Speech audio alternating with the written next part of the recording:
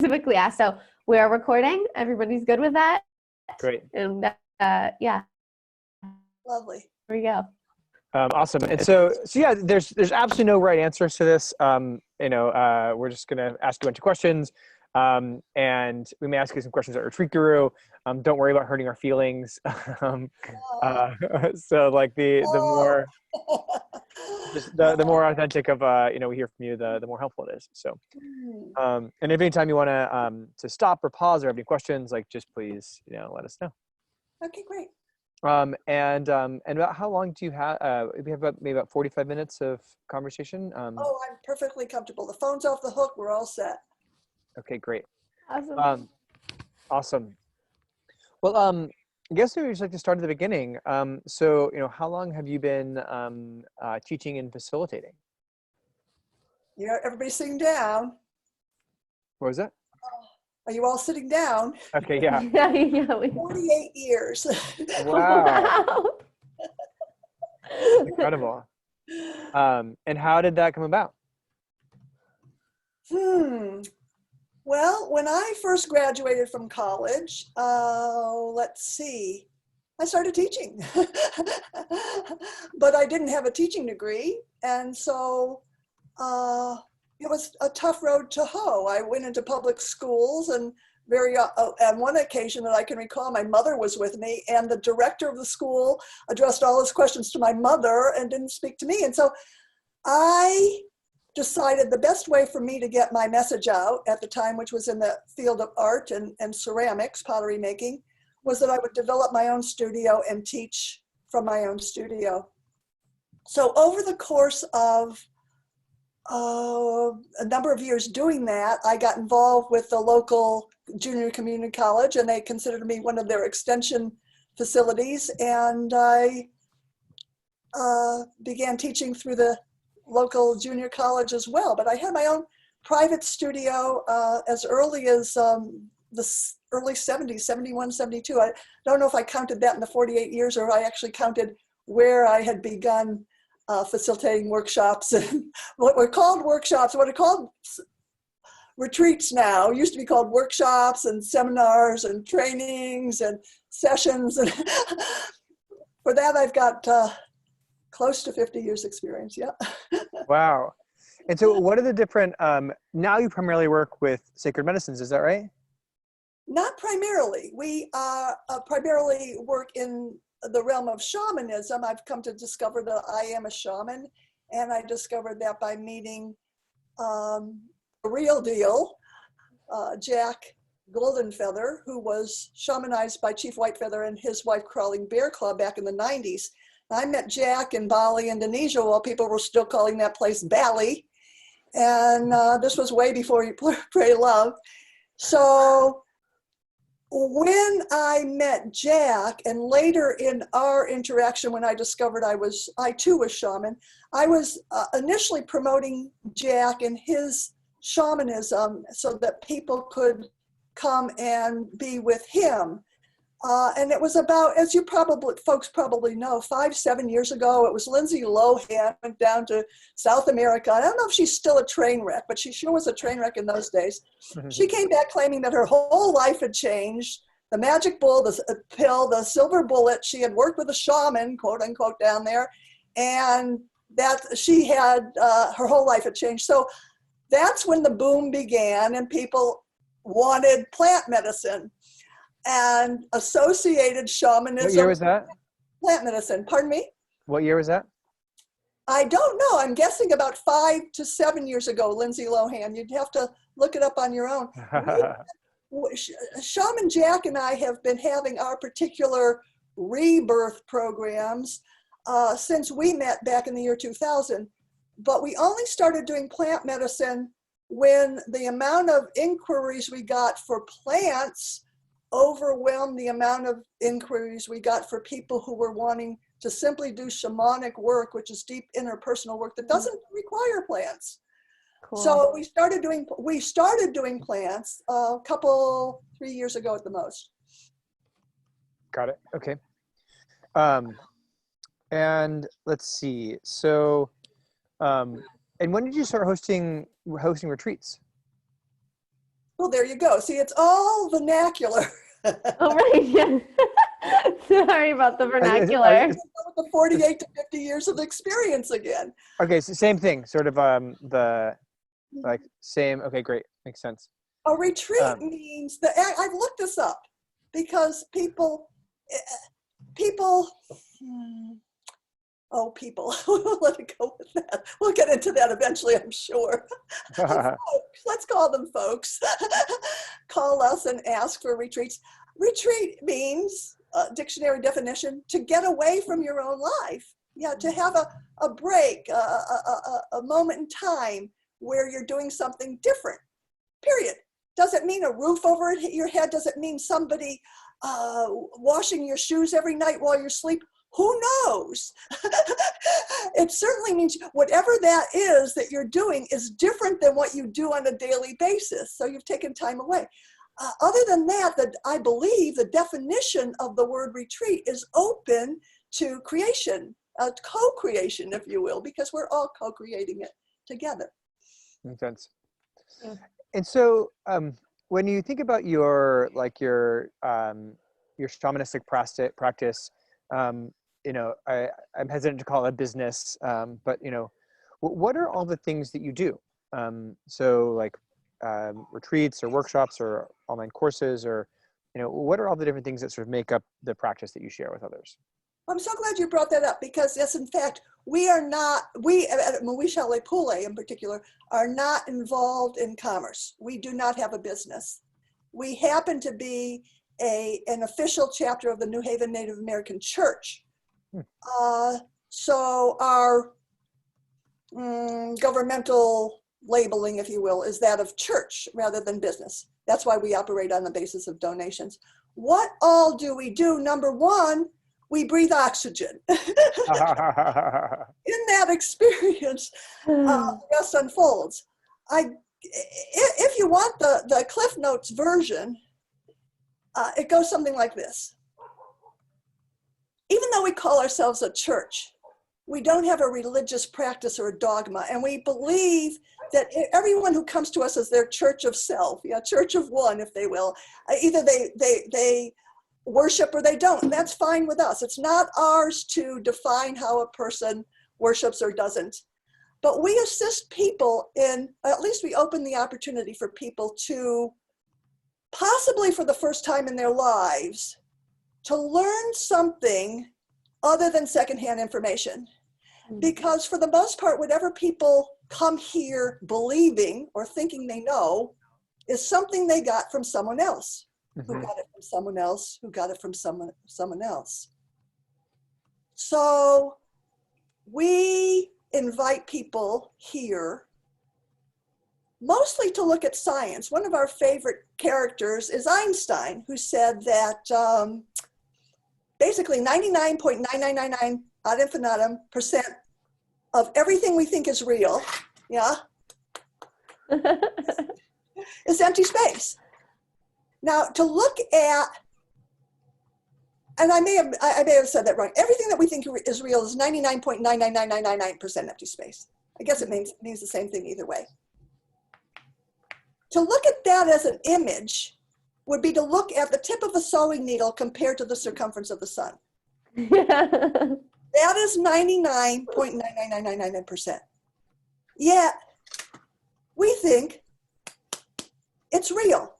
Why can't I simply put my hand in my chest and remove a tumor or put my hand through the wall? Because we're resonating at the frequency and vibration of electromagnetic space. And as you know, with two magnets, if you attempt to put the two positive heads together or two negative heads, it's impossible. Not that it's difficult. You could have two Mack trucks and not be able to get them together. So we meet people in this space, which is no more real than the pixels on a silver screen when you go to the movie theater.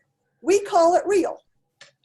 But the 99% empty space, the comparison that I gave you of the sewing needle to the sun, is where we're living. When you go to the movie theater, you watch the good guys and the bad guys and the cops and the robbers, and you might cry some tears or feel excited. Then they turn the lights on and you go home. There was nothing there. Equally, there's nothing here in this particular reality. And this is why we don't need plant medicines to have these realizations. When we realize that if you were to travel, for example, at the speed of light, you would be at the moon in 1 second. It would take you 8 minutes to get to the sun at that speed. Traveling at that same speed, it'll take you 22,000 years to get to the end of our galaxy. And guess what? If you kept on going at that same speed, 4.3 billion, that's with a B, years to get to the end of our observable, not the universe, not the megaverse, not the omniverse, just our observable universe. 6? I should have. 4.3 billion years. Now, inside of one of your eyeballs, one alone, and I'm a little fuzzy on these figures, so bear with me if I get them confused, but it's close to this. You've got 100 million individual camera lenses in each one of your eyes, And inside of those 100 million camera lenses are 130 trillion cells. Now to do the math, inside of one of your eyes, one alone, you have more cells than there are stars in that observable universe that we just spoke about. So the three of us are meeting now, co-creating on this level of electromagnetic energy that's somewhere in between all those stars in the universe and beyond. And not only the cells in one of your eyes, you've got 2 eyes, a heart, liver, pancreas, blood in your cells. We are larger or equally as large as the universe inside of ourselves. And yet we're traveling around looking for the answer and certainly looking for validation outside of you know who, out there somewhere.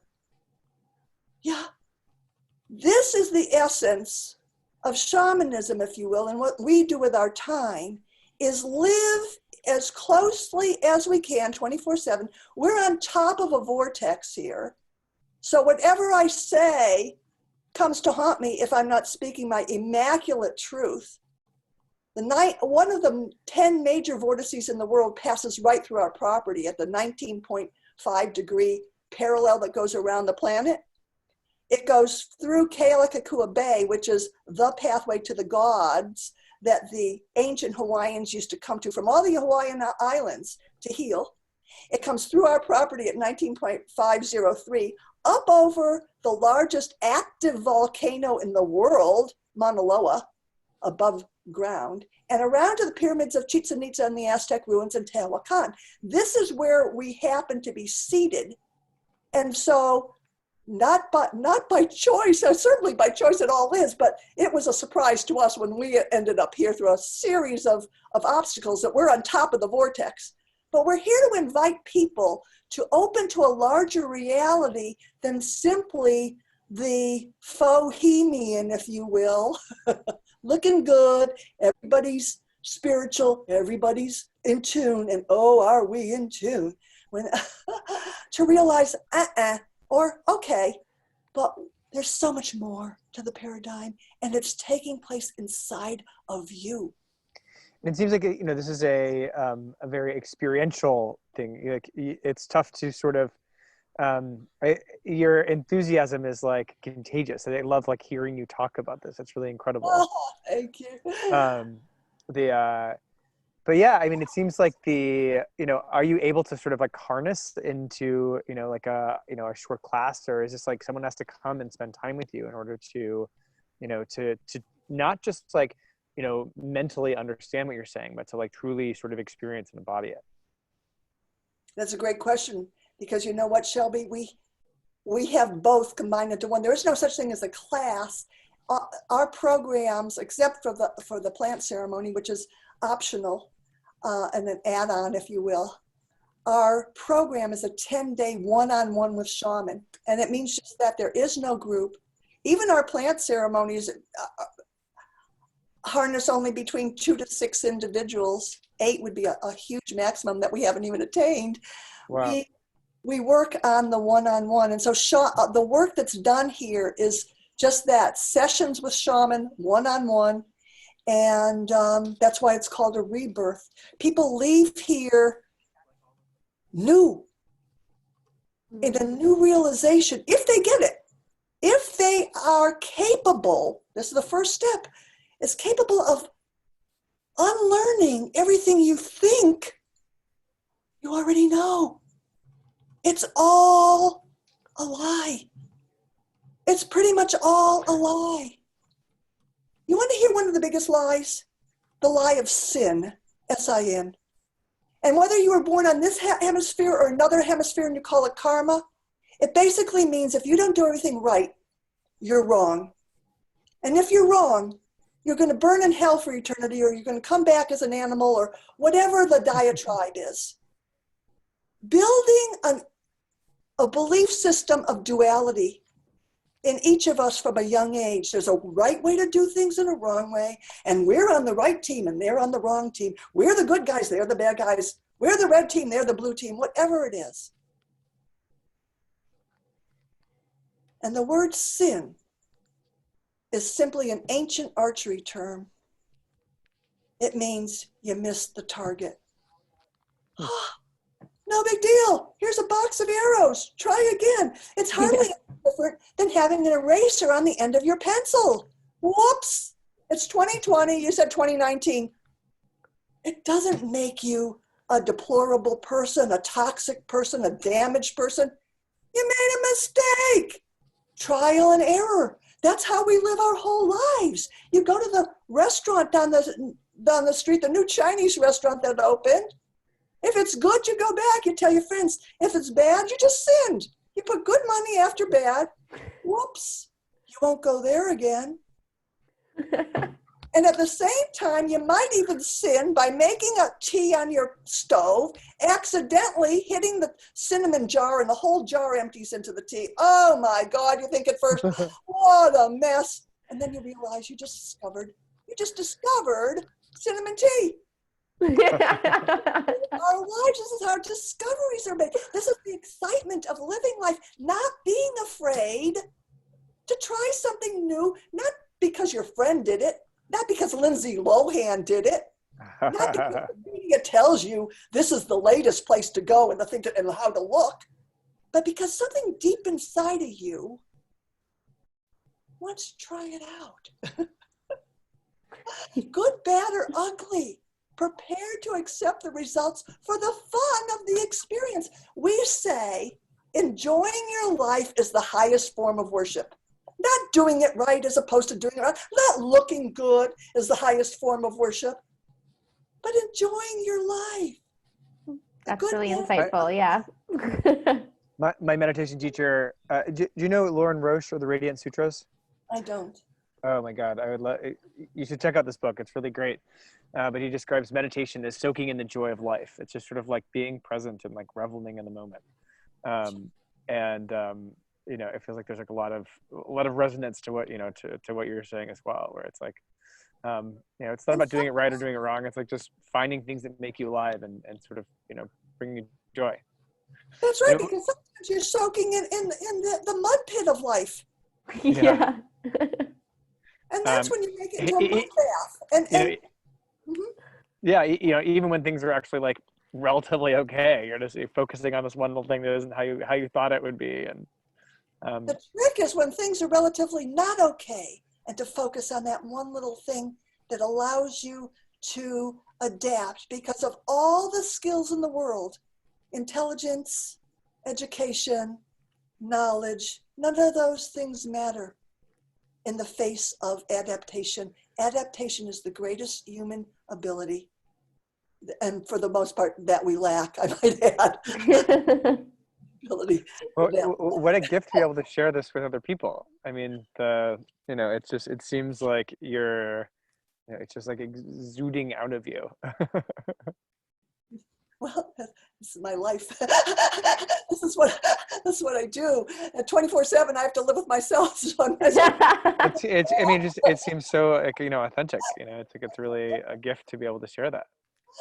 Oh, well, sharing it is one thing. I don't know about sharing. Sharing means the other person would be receptive. That's a whole part of the diagram I cannot control. People can come here. They can say they want, or it seems trendy, and so they come, and so of course they want. But do people really want to know? There's an adage. It's a little parable that has been around for a long time. Osho put it out a number of years ago too, Bhagwan Sri Rajneesh. And it goes like this. There was a man who spent his whole life in search of God, searching. And one day he discovers the doorway where God lives. There it is. It says bright as day on the door, God, he's arrived. So he tiptoes up the stairs and he's about to knock. And when he raises his fist to knock, he realizes, oh, wait a minute. If I actually knock on this door and God answers, what happens to me? I'm a searcher. What happens to my life? Who will I be? What will I do? This is what I do. So he gingerly turns around, tiptoes down the stairs, puts on his shoes, and runs for dear life. You see, that's people. And this is when you say share. Do I share? I live, I exude. Yes, I'm enthusiastic. This is my truth. Are others willing to accept it for themselves, even though they say they might be looking for it, when it means unlearning everything you think you know already, because you don't. Mm-hmm. What you know is at best secondhand information. At best. Because you learned it from someone who learned it from someone who learned it from someone. There are very few people walking this planet today who are learning from the inside out. Very few. And not many want to do it once they're open to the opportunity. And, because it's too raw and too real for them. Yeah, it's hard. what type of people do you find are open to that? Well, people come here. We give the opportunity to whoever wants to show up. It doesn't. How do you find them? Are they through your network, or like word of mouth? Like how do you connect with them? Wait a minute. Through people like you. You guys are a retreat guru, right? Yeah, we send some your way, hopefully. What's that? We hopefully send some your way. Yeah, people like you. We have a website where we have a few other websites such as yours. People look at our pictures. This is why I was hoping we could video this or save this video so that folks might be able to hear this video. We have another few up on YouTube also. We're not tech masters.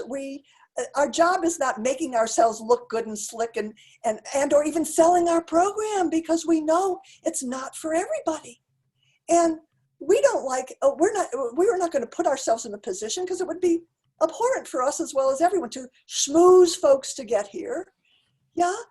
How do we find people? They kind of find us. If they resonate to something that they see or we say, they may want to come. And then it's really up to each individual. We don't have a program that we superimpose on everyone. Each individual brings their own program. And that's why we do the one-on-one with shaman. You see, shaman came into the world a little before your time. He was born in the late 40s. So in the early 50s, in his infancy, they thought he was blind. He came in seeing auras. He did not see as you and I do. He's no more blind than you or I are. However, it took him a heartbeat or three to get his human vision in focus. He was seeing auras. Now, he hasn't ever lost that particular skill. He also came in with a vivid recollection of where he'd come from. Vivid. Most of us forget it. That's part of the plan of being a human. It's as if we're divine eternal energy. We know it. We can be everywhere at the same time and have no wants or needs, but we agree to forget that in order to have the human experience. And then the whole of the human experience, if you're in tune, is to reconnect with who you are in divinity, what your divinity is. Shaman didn't ever disconnect from that realization. He came in with a vivid recollection of homeworld, paradise, and he managed to go back there in 1976 when he was in a one-car motorcycle accident and pronounced DOA, dead on arrival, in the emergency room. Now, this was 1976. We're sitting here 2020. We can talk about things like this, and you maybe even read a book or heard of someone who had a near-death experience. They're putting on movies these days, and people have near-death experiences. This was a death experience. He was DOA and out of his body for 3 hours until they zipped him up in the morgue. Wow. And during that time, he went back to home world, this place he remembered from an infant coming in. He heard his grandmother's voice. He went into that tube of light. And he said, Wow. Grandma, is that you? He'd never met his grandmother. She had died 11 years before he was born, but he went back to home world. So when people come here and they meet with this individual, they meet with somebody who was on the other side. This is Golden Feather? Yes, 155 years in home world, what we would call on the other side or in heaven or in Nirvana, call it what you will. At the end of 155 I thought you said Nevada, and I was like, ooh. In Nevada. close, pretty close. Actually, that's where he had his motorcycle.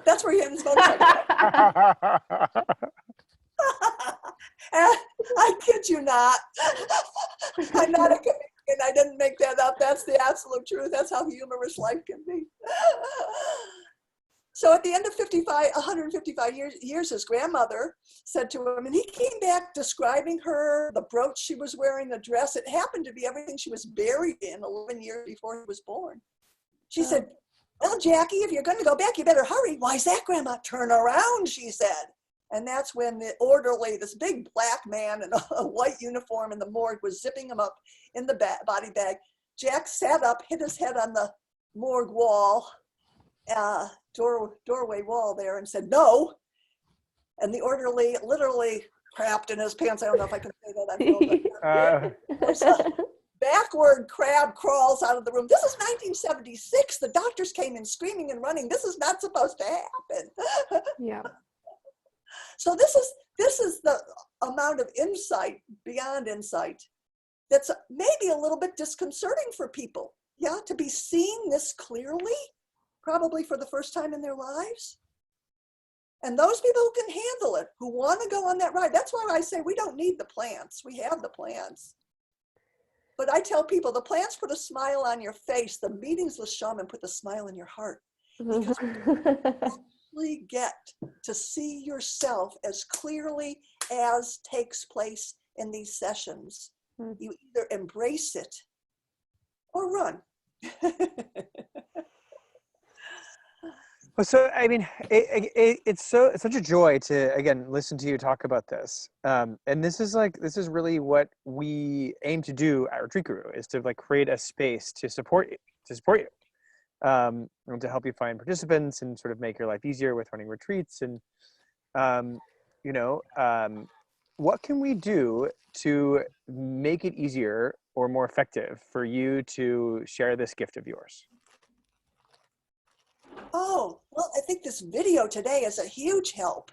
I love the idea because we're tech handicapped, if you will. We're too busy doing our thing, whatever it might be, bringing people in, inviting folks in, to have followed all the bits and bobs of current technology. So if we ever do a video, we just sit there with the microphone between the two of us and laugh a lot and look at the camera and go, okay, time to end, and push the button. Oh, pardon me, push.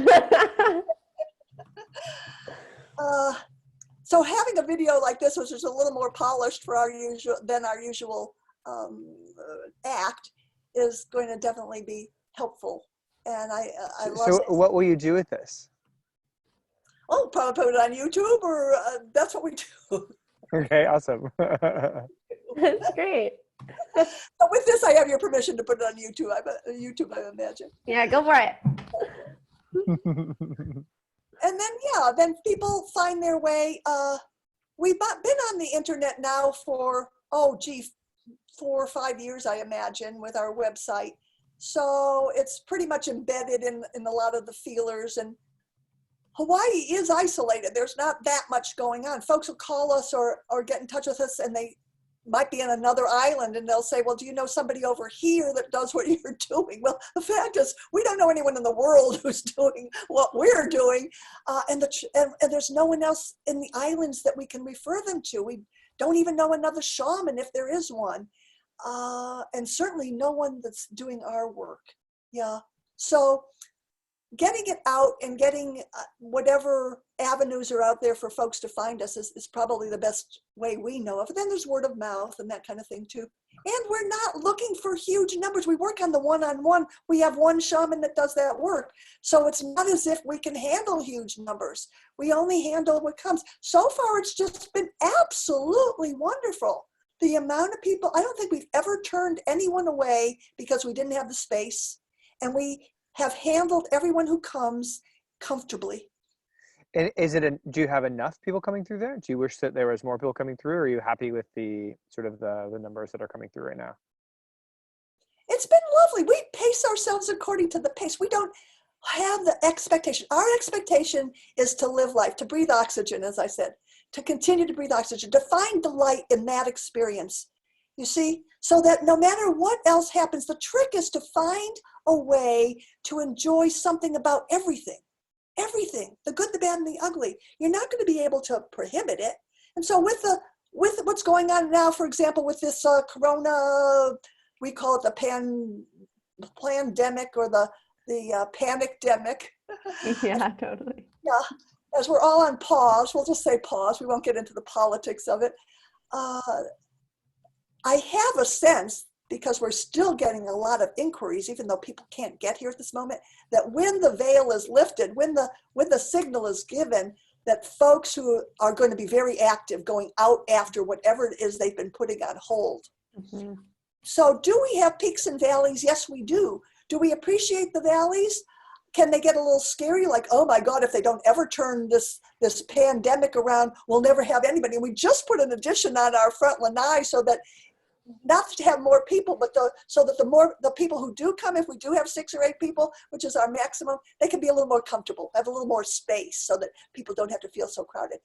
And I think, oh my goodness, what a co-creator I am, that I can no sooner build that and then everything shuts down. And I'm good at that. So I know that's not true. I know that life something else will happen. The only constant is change. Yeah. So this too shall pass. Something else comes new. And I think that's the whole idea, is to remain open. And do I appreciate the ebbs and flows? I think, as Shelby was asking, do we need more people? I don't feel a need. I'm happy doing what we're doing. And I love the people that come. The pace has been wonderful. Sometimes it seems nerve-wracking. Sometimes it seems nerve-wracking in the other way, that no one will come. But that's my human emotion, sensing that. It's not the reality of the situation.